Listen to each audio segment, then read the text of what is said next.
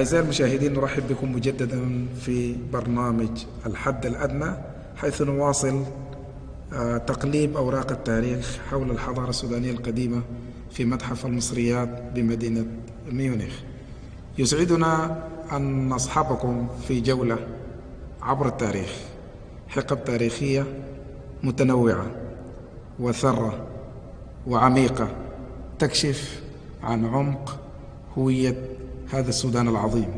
يسرنا أن نخاطبكم من داخل قسم الحضارة السودانية القديمة بمتحف ميونخ في معية البروفيسور فيلدوم، وهو من كبار علماء الآثار الألمان الذين قدموا خدمات جليلة لاستكشاف الآثار التاريخية في السودان. هذه الرحلة التاريخية يصحبنا فيها بروفيسور فيلدوم، وهو يشرح لنا المقتنيات التاريخية والآثارية الموجودة داخل متحف ميونخ، وكذلك يعطي نبذة تاريخية حول هذه الأيقونات التاريخية ودلالاتها، ومحاولة ربط التاريخ في استكشاف هوية السودان، وكذلك لإعطاء القيمة التاريخية إنه كيف ساعدت الحضارة السودانية القديمة في إثراء الحضارة الإنسانية جمعاء في كل أنحاء العالم. Professor Vildum, welcome. أهلا وسهلا. أهلا وسهلا. Would like just to explain to our viewers and audience about the items here, the historical values, and to give a brief description about what is it, the historical significance, and how do they make a constructive contribution to all history of humanity. So I think we can start with the pottery here. The Sudanese collection here in Munich is one of the few outside the Sudan. I just remember the British Museum and the Museum of Fine Arts in Boston and the Berlin Museum. The Munich collection is very rich and representative, and we are able to give examples for all the essential phases of the historic development of ancient Sudan. We have here, for instance, ceramic vessels excavated in Kadero, immediately north of Khartoum, Bahri. They belong to the time around 5000 BC. And this is so important since at this time, 7,000 years ago, there was nothing comparable in the Egyptian Nile Valley. These early pottery vessels are one of the proofs that the cultural evolution in the Nile Valley started in the Sudan and then moved northwards to Egypt. The Sudan is the cradle of human civilization. We have other places near Kerma where ceramic vessels of Paleolithic times date back to 10,000 BC. This is absolutely extraordinary. And older than the Egyptian civilization. Yeah, and this knowledge about the importance of early culture in the Sudan is brand new. These pottery vessels have been excavated by the Polish colleague Lech Krzyżaniak about 20 years ago.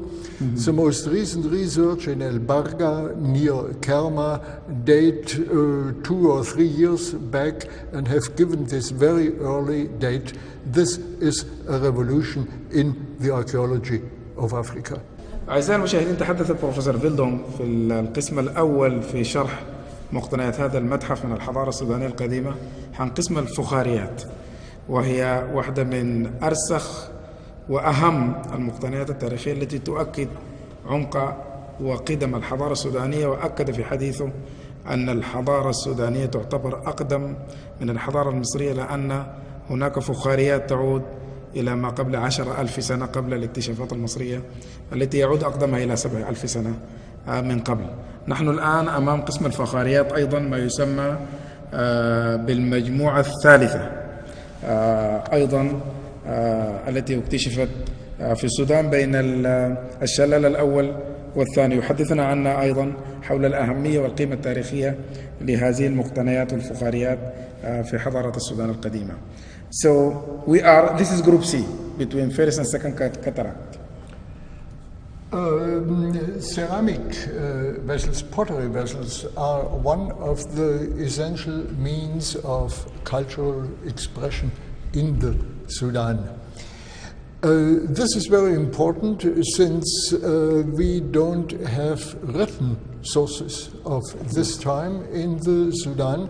People didn't see any need to write their language.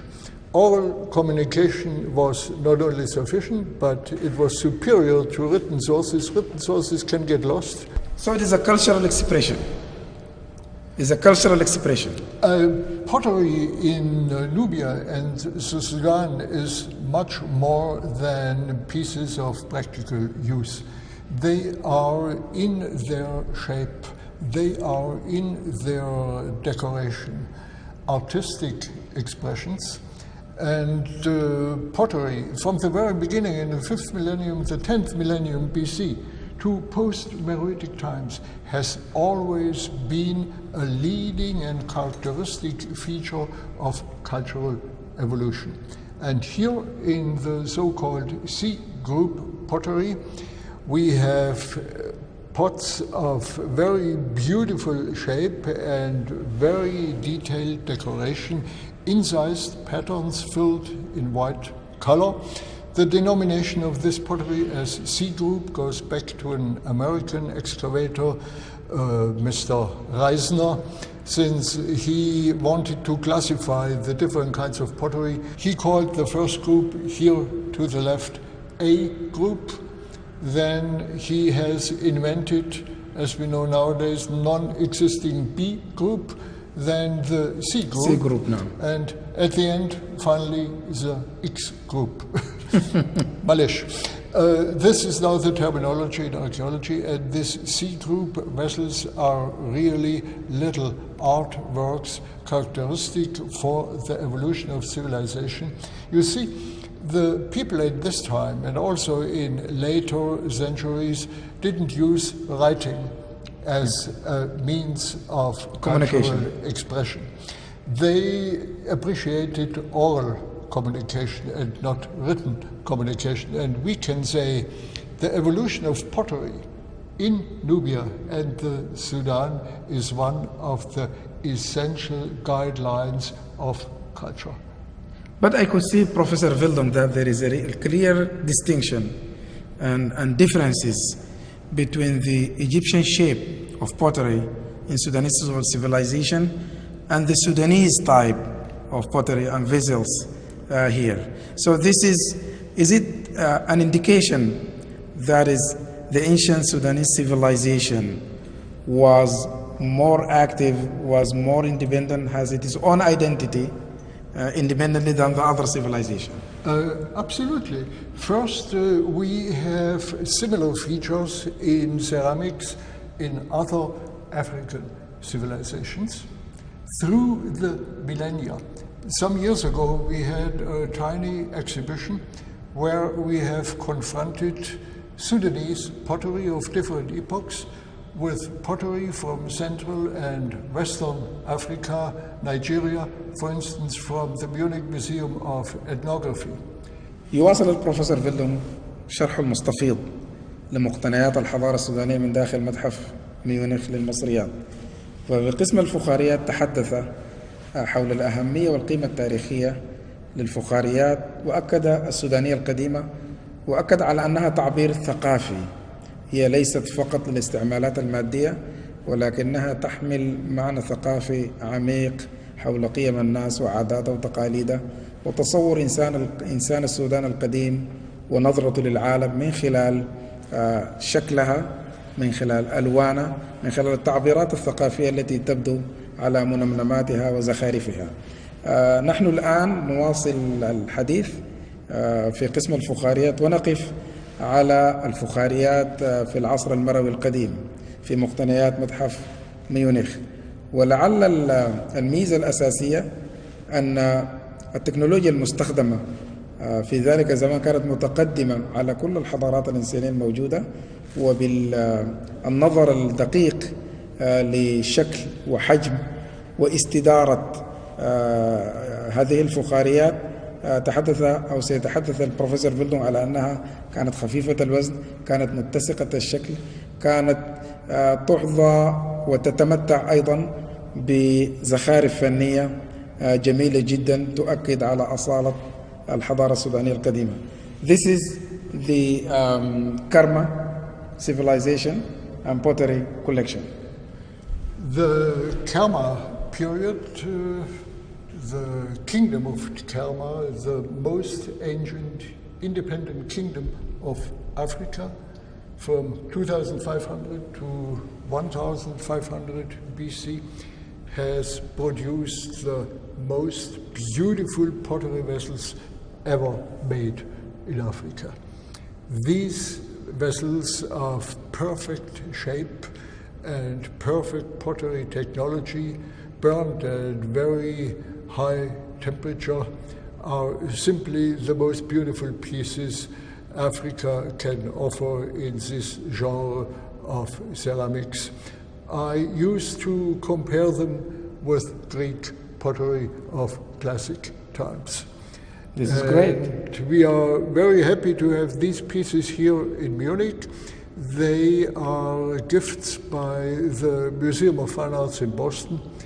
The Boston colleagues 100 years ago have excavated in Kerma. They have got through the partition of finds a great amount of pieces, and some of these pieces have now found their way to Munich to stand for this great civilization.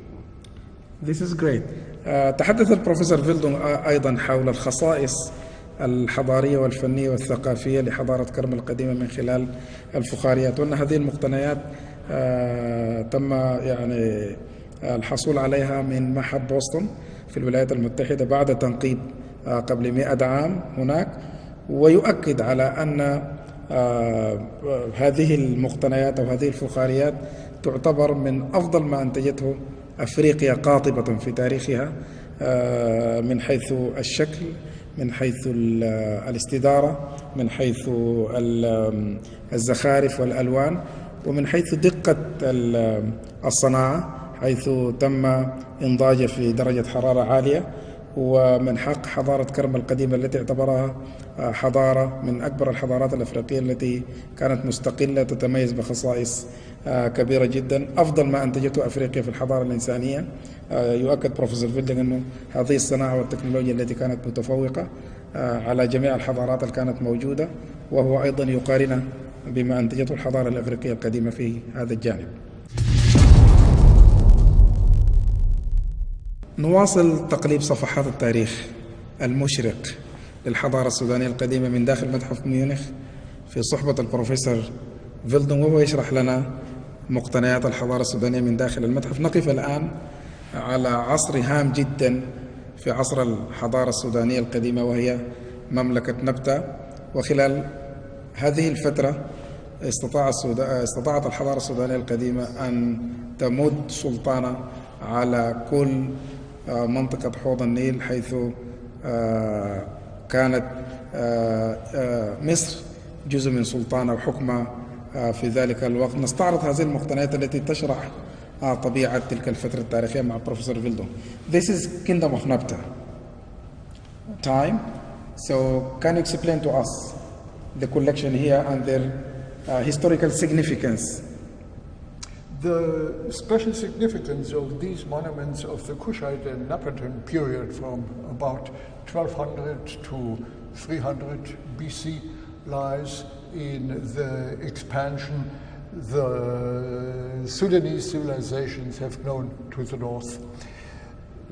Napatan rulers have conquered Egypt, and for about 1 century, from 730 to 650, the whole Nile Valley down to the Mediterranean was under Sudanese control. This is called by historians the epoch of the Black Pharaohs. And the Nabatean kings remained mainly at home at the Jebel Barkal in Napata and were represented in Egypt as rulers by female members of the royal family. This is extraordinary. Women always had an important role in this civilization, all through the ages. And one member of the royal family, this queen here, was the practical ruler of Egypt, residing in Luxor in Upper Egypt near the temple of Karnak. And when we look to this relief from one of the Kushite temples in Karnak, we can identify easily the Nubian features of this lady, as well as in the figurine below, a so-called Ujebti, one of the 1,200 figurines of this kind found in the pyramid of the Kushite king Taharqa in his pyramid in Nuri near Jebel Barkal. Also, he has clearly the African features. They didn't copy Egypt. They kept their own style, and all these works of art are also a sign of pride, a sign of self-consciousness. Thank you very much. نقف الآن أمام أحد أهم مقتنيات الحضارة السودانية القديمة في متحف ميونخ، ألا وهو الذهب الخالص والثروة التي كانت تمتلكها الملكة السودانية القديمة أماني شخيتو. وقد دفن هذا الذهب معها في مدفنها الملكي في المدينة الملكية في الأهرام، اللي كان مشيدا ليحتوي على رفاتها. ولكن تعرض المدفن والهرم إلى سرقة تاريخية سنتعرض لها من الدكتور الإيطالي فرنيني في ذلك الزمن، ولكن هذه الثروة هذا الذهب إلى ملك بافاريا، ويوجد نصف الذهب للملكة أماني شخيتو في متحف ميونخ، والنصف الآخر يمتلكه متحف برلين. الشاهد في هذا الأمر أن هذا يعكس تماما تقدم الحضارة السودانية القديمة. عندما ننظر إلى هذا الذهب لا نجد إلا أن نعجب بالحضارة السودانية القديمة لدقة مصوغاتها وتقدمها في صهر الذهب وصناعته. وسيستعرض لنا بروفيسور فيلدون هذا الأثر التاريخي الهام. This is the golden treasure of Amani Shakito. I mean, can you explain to us the features and also the values? And it looks like a modern style of gold, as if it comes from Dubai right now or from Pakistan or India. When this treasure showed up in the first half of the 19th century, specialists were convinced these pieces are fakes. They are not authentic, since nothing comparable was known at this period. Even in the Egyptian side of the civilization? No. Not at all? Since all these pieces, the bracelets, the armlets, these so-called shield rings, and also the signet rings, show a clear combination of Egyptian motifs, of Hellenistic inspiration, but something unknown at this time, which we explain nowadays by the African background of these pieces, as many other works of art from Meroe. This treasure of Queen Amani Shakito is a wonderful example of the mixture of different inspirations the Meroitic artists took from neighboring civilizations. And the other astonishing aspect is the technical perfection of the execution. First, the working of gold, and then the inlays in semi-precious stones and in glass. There are no similar works of art of this period. It's 1st century BC and AD, corresponding to Ptolemaic and Roman Egypt. We have a lot of jewelry from Egypt of this time, but nothing comparable to this. This is absolutely unique, and also for Meroitic archaeology, most pyramids were robbed, but this treasure was complete. It was found in a huge copper bowl, all together as a deposit near the burial of the Queen. And from the features and the style, is it a combination between Hellenistic? Maybe there is an Egyptian also, but I guess there is also a Sudanese side, kind of it. And there is a national pride, because when you see this one, we see like an army or or something like that. Let's say African influence. It's African influence. Visible everywhere. If you take, for instance, on one of these armlets, the divinity standing in the middle. She has 4 winged arms. This has examples in pharaonic art, but her body, her very corpulent body, is typical for Meroitic art. It's not the ideal of beauty of Ptolemaic Roman Egypt, but she is an African beauty.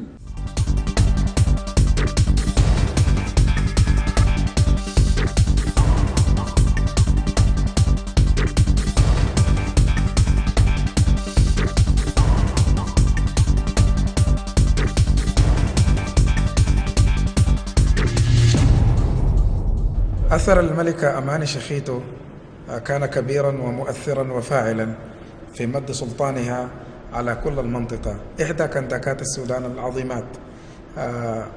يؤكد الثروة التي عثر عليها مقتنيات الذهب ودقة المصوغات التي تمت والتشكيلات التي رأيناها تؤكد أن لها تصور ورؤية لكيفية إدارة مملكتها وكذلك للعالم. أثر إضافة لذلك أيضا أماني شخيتو نجدها أيضا في هذه اللوحة التاريخية التي تم اكتشافها في معبد آمون بمنطقة النقعة.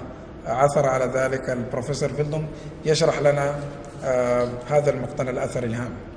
أماني شخيتو again here. Yeah. This was a great moment during our excavations in the Temple of Amun in Naga. We found this stela broke in 2 pieces, and when we cleaned the relief, I cried out, my God, there is an inscription giving the name of the queen represented in the middle as Amani Shacheto. This is the queen of the Munich Berlin treasure. So we have here a representation of the owner of these jewels, and this stela shows the queen between 2 Meroitic divinities, the lion god Apenemak on the right, his divine consort, the goddess Abesemi, on the left side. And Abderrahman, the general director of the National Corporation for Antiquities and Museums, was very open to our idea to have this stela besides the treasure in Munich, and that take it as a loan. And this stela is also very important under historical aspects, since in the lower part of this relief we see kneeling bound prisoners. The prisoners on the right side show clearly African features.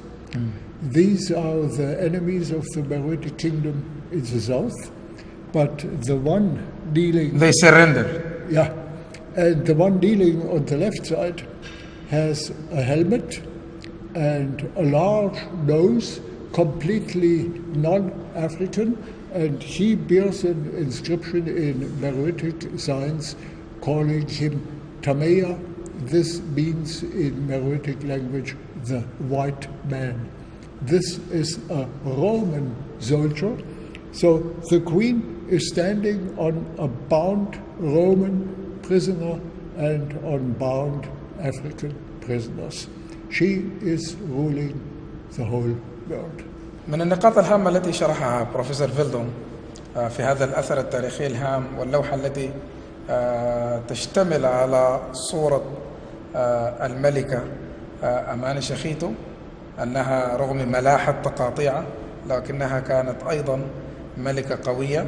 ويظهر في هذا النقش الأثري القديم وجود سجناء ومن أسر الحرب.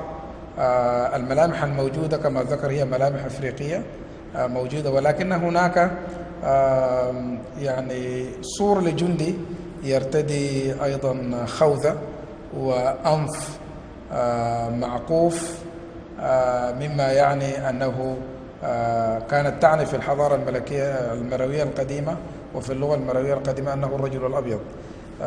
إذن أماني شخيتو كانت تحكم سيطرتها على كل أعداء بما فيهم الأسرى الحرب الأفارقة وكذلك الجنود البيض من الحضارة الرومانية القديمة، مما يعني أن سيطرتها وقوتها كانت تمتد على كل مراكز الحضارة القديمة، مما يؤكد على قوة سلطانها وعلى أصالة مملكتها وعلى قوة الحضارة السودانية القديمة.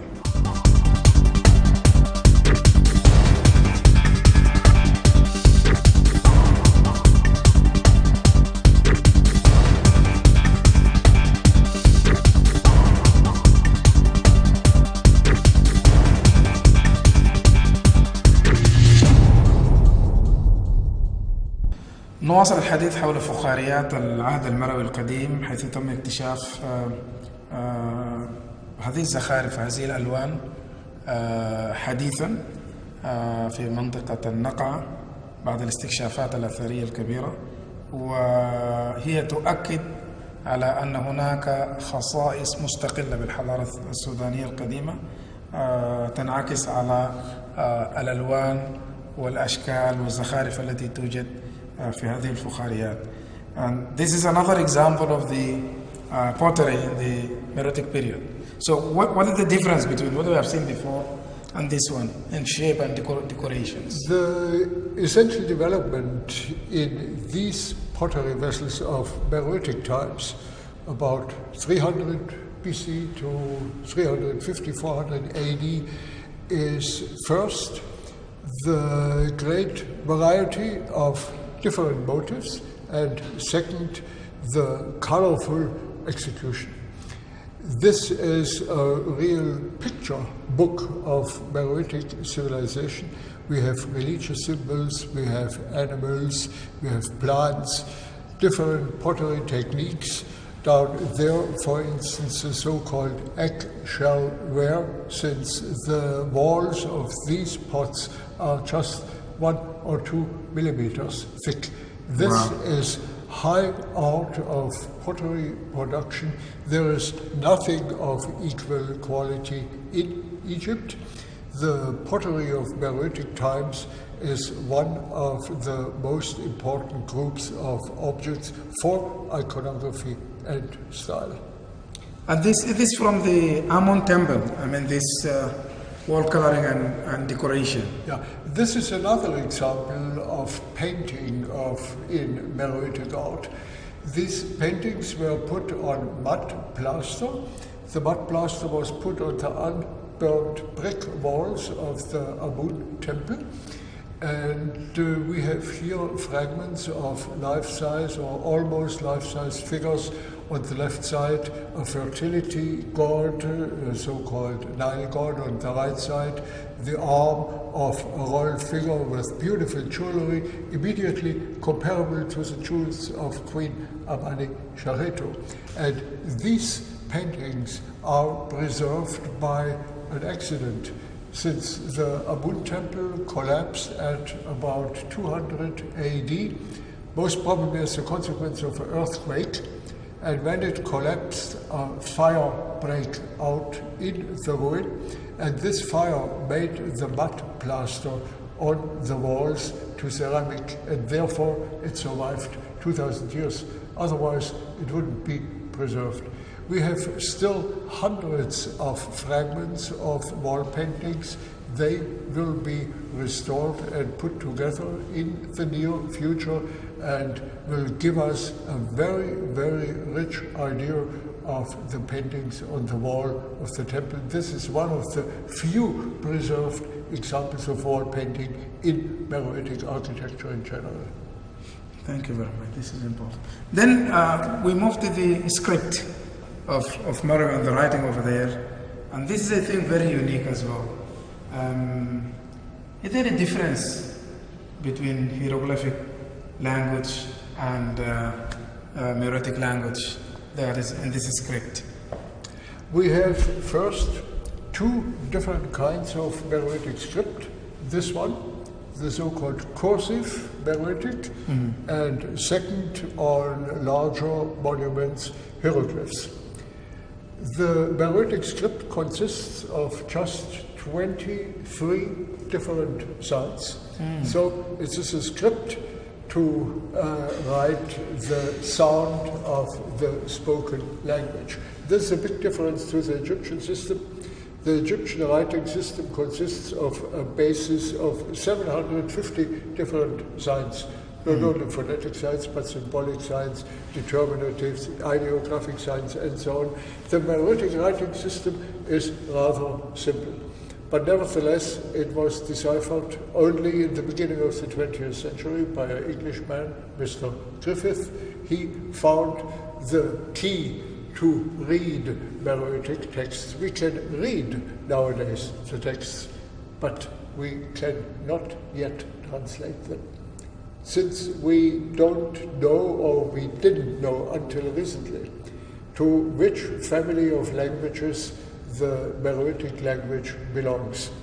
Now, French colleague Claude Relly, by the way, also a member of our team, has found the key. He has found many analogies between the Meroitic language and still spoken dialects in Central and Northeastern Africa. And he is on the best way to give us the first dictionary of Meroitic within the next few years. But for the moment, we have still big problems to understand what's written in these. We talked to that. That's good. We talked to that in an interview. Then after that, this is a post-Meroitic culture as well. But I think there is some African art of the Nok culture. I think this is from West Africa.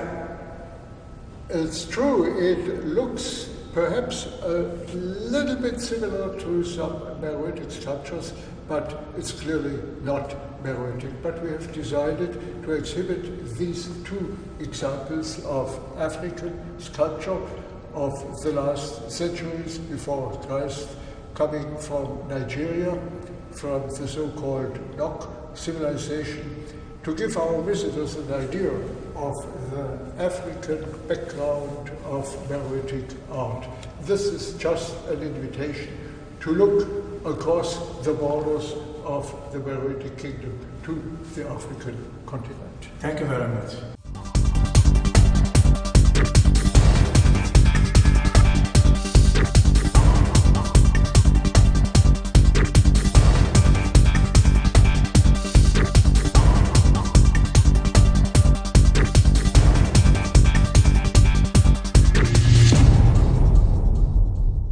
نواصل الحوار في تقليب صفحات التاريخ بعد أن أنهينا الكثير من الفترات التي تم شرحها بواسطة البروفيسور فيلدون في مقتنيات متحف المصريات في ميونخ حول اللغة المروية والحقب التاريخية المختلفة، وكذلك الوقوف على الأثر التاريخي الهام حول المقتنيات ومجوهرات أماني شخيتو. الآن نقف أمام أحد تماثيل الآلهة السودانية القديمة، إيزيس، عمره أكثر من 3000 سنة، تم اكتشافه في معهد آمون في معبد آمون الذي اكتشف في منطقة النقعة. الآن بروفيسور فيلدون يقدم لنا شرح حول الأهمية التاريخية لهذا التمثال الذي يقف أمامنا، لكن هو يؤكد على دور المرأة في الحضارة السودانية القديمة. Can you explain to us about this statue?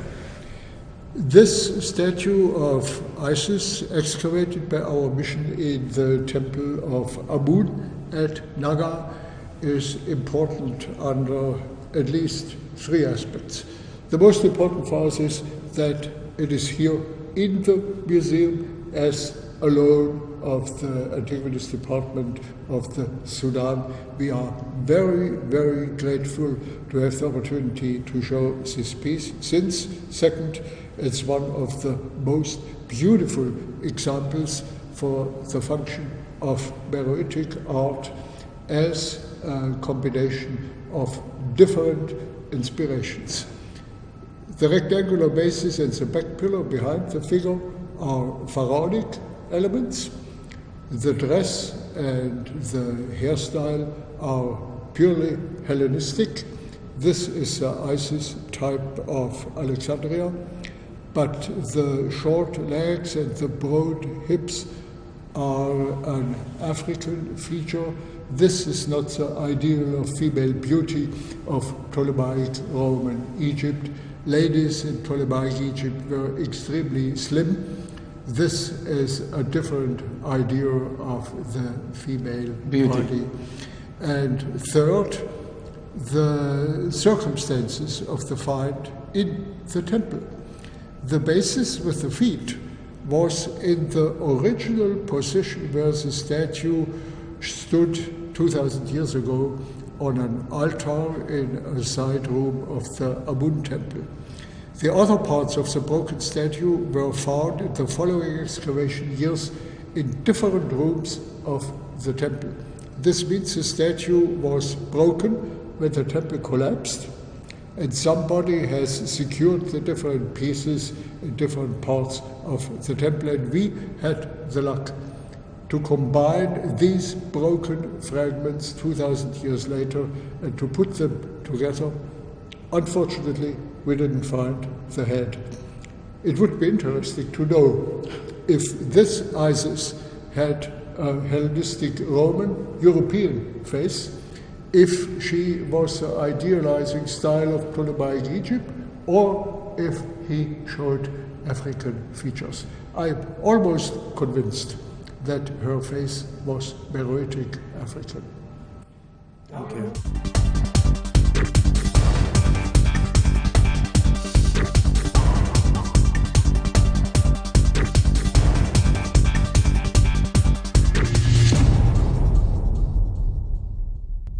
كما شرح البروفيسور فيلدون من قبل أن هناك صلة عميقة تميز أهم خصائص الحضارة السودانية القديمة، وهي أنها أخذت أفضل ما في الحضارات القديمة، حيث منذ أن شاهدنا المجوهرات الخاصة بالملك أماني شخيتو وجدنا أن هناك عناصر تنتمي إلى الحضارة الفرعونية القديمة، وكذلك الحضارة الهيلينية، الحضارة الإغريقية، وأيضا هناك عملة أفريقية. وجدنا أيضا ذلك في تمثال الآلهة أيسس من قبل. ولكن هذا المعمار الذي تم نسخه من جديد بتكنولوجيا ثلاثية الأبعاد الآن موجود في متحف ميونخ، يؤكد على أن الحضارة السودانية القديمة كانت منفتحة لتأخذ أفضل ما في الحضارات الأخرى. ذلك ما يشرح لنا بروفيسور فيلدون. هذا هو معبد حاتور في الحضارة السودانية القديمة. This is Hatur Chador, and it has different features that is brought from different ancient civilizations. There is a Hellenistic side, Pharaonic side, and there is an African side as well. If you look to the entrance of the chapel here, yes, this round arch above the main door reminds immediately an early Christian church in Rome.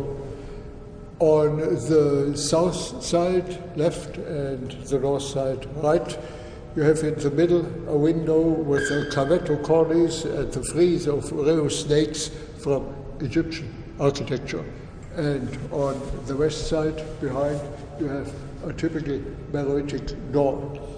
Art historians and historians of ancient architecture were helpless in front of such a mixture.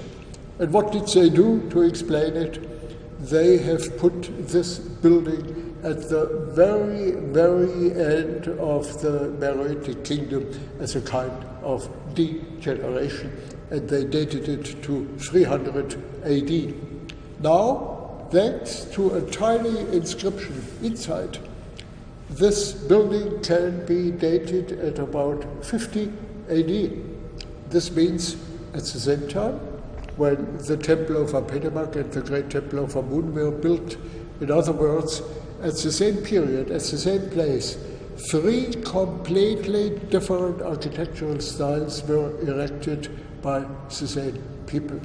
This again is a proof of the independence of thought of the Baroic architects. And the Hathor Chapel of Naga is perhaps the most extraordinary building of Baroic architecture at all. Thank you very much. أعزائي المشاهدين، أيضا هذا يتضح أن العمارة والهندسة السودانية القديمة كانت متقدمة جدا، لأنها كانت أفضل ما في الحضارات الأخرى مقارنة بما نشهده الآن من شغب معماري في مدن السودان المختلفة. إذا كان بنينا على هذا النموذج الذي أنتجته الحضارة المروية القديمة بطابع سوداني خاص، أظن لكنا قد قطعنا شوطا كبيرا في منحى العمارة السودانية الأصيلة. نواصل تقليب صفحات التاريخ في متحف ميونخ مع البروفيسور فيلدون.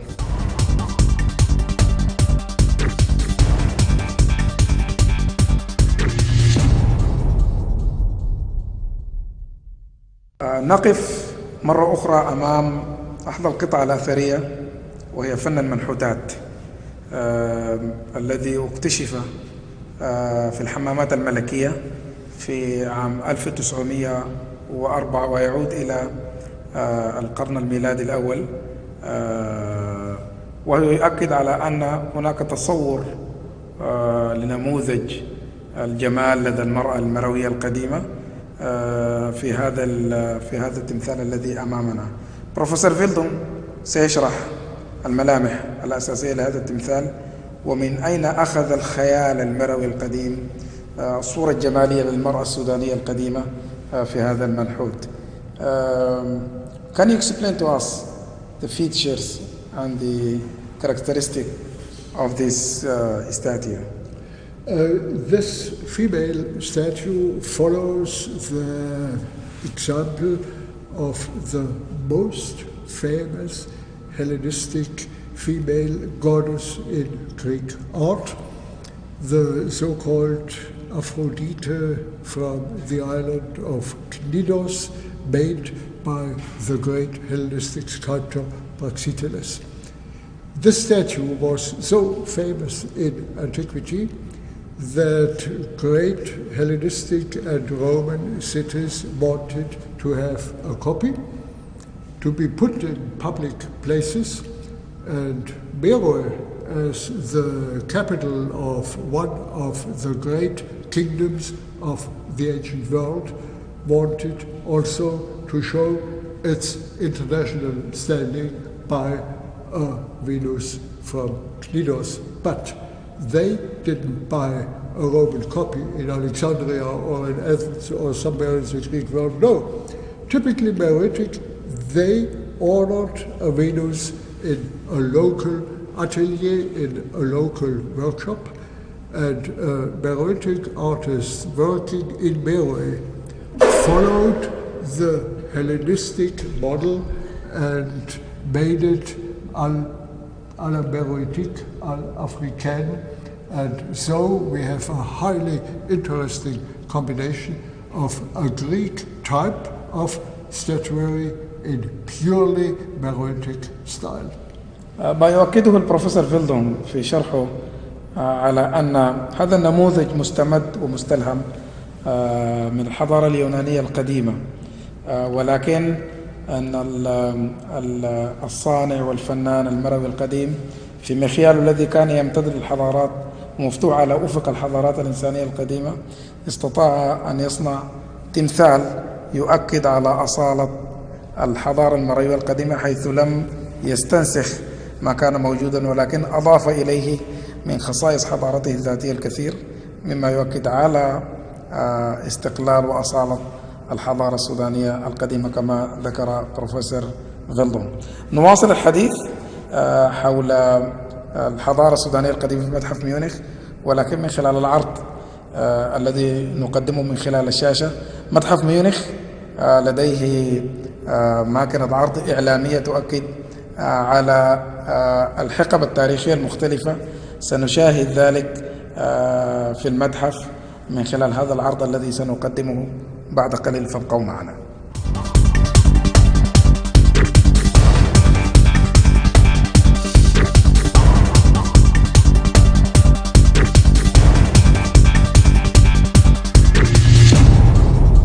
نقف الآن في ختام جولتنا التاريخية مع البروفيسور فيلدون في قسم الحضارة السودانية القديمة في متحف ميونخ. نقف الآن على قاعدة عرض المعلومات أو ما يسمى بالميديا ستيشن، وهي لديها خاصية عرض المعلومات على الشاشة عبر الحقب التاريخية المختلفة لمجمل حضارة وادي النيل. هذه القاعدة قاعدة المعلومات التي تشرح تاريخ السودان القديم مقسمة من 10,000 قبل الميلاد حتى العام 2010، التي تعكس الجهود التي قامت بها البعثات الاستكشافية الألمانية في السنوات الأخيرة في الكشف عن آثار الحضارة السودانية. البروفيسور فيلدون سيصحبنا في شرح لهذه الحقب التاريخية من خلال شاشة العرض التي أمامنا حول حقب السودان القديمة، وهي وسيلة مناسبة جدا من أجل التعليم والتعريف بتاريخ السودان القديم، وهي من الأنسب أن تكون موجودة في كل المتاحف السودانية للتعريف بالحضارة السودانية القديمة. Professor Wildom, right now we are in the media station to explain to us the different time of the Sudanese ancient civilization before. Can you take us in a historical tour about this interesting time? It would be difficult since this historical tour would cover 12,000 years. We don't have time for that. But we thought we have to develop something special for the Nubia and Sudan room of the museum, since the history of the Sudan is almost completely unknown to a larger public. And therefore, we have here a large-scale projection on one of the walls of the room, and in front an interactive table. Where you can choose different times. It starts at 10,000 BC. If you look at 6,000 BC to the Egyptian Nile Valley, there is absolutely nothing. And this is the great message, that the cultural evolution in the Sudan was already advanced when Egypt was still waiting at about, I choose now, 4,000 BC. Now you discover also in Egypt some archaeological sites long after similar developments in the Sudan. توضح هذه الخرطة التي استعرضها بروفيسور فيلدون، الخرطة التاريخية. مثلا هو اختار العام 6000 قبل الميلاد، وعندما عرض المعلومات التاريخية في تلك الفترة وضح في الخارطة الزمانية الموجودة أن كل وادي النيل لم تكن فيه أي حضارة ما عدا في الجانب الجنوبي داخل السودان. كانت هناك حضارة موجودة وهناك مساحات خضراء حول نهر النيل مما يؤكد، لكن في شمال وادي النيل لم تكن هناك أي وجود لأي حضارة، لكن بدأت تظهر في 5000 قبل الميلاد بعض الإضاءات الخفيضة على مستوى وادي النيل، مما يؤكد مرة أخرى النظرية التي قالها أن حضارة وادي النيل بدأت في السودان أو بدأت في جنوب الوادي ثم انتقلت بعد ذلك. Yes, you can. Right now we are in 5,000 year BC. And then I would like to choose a much later period. I go through the millennia very quickly, and I stop at about 700 BC, and you will notice that the whole Nile Valley, from Khartoum to the Mediterranean, has the color of Sudanese civilization. This is the time of the so-called Black Pharaohs, when Sudanese rulers controlled the Nile Valley down to the Mediterranean. Another not very well-known period are the centuries after Christ, when the Sudan was characterized by 3 independent Christian kingdoms. This is very important, and nowadays Sudan, modern Sudan, is absolutely liberal in acknowledging this Christian past of the country. البروفيسور فندق شرح من قبل أن في 700 قبل الميلاد كانت هناك الأسرة 25 التي سيطرت على معظم أو على كل وادي النيل. تظهر في الخريطة أن الحضارة السودانية كانت هي الحضارة المسيطرة والمهيمنة على كل وادي النيل تحت سلطان الأسرة 25 التي حكمت مصر والسودان.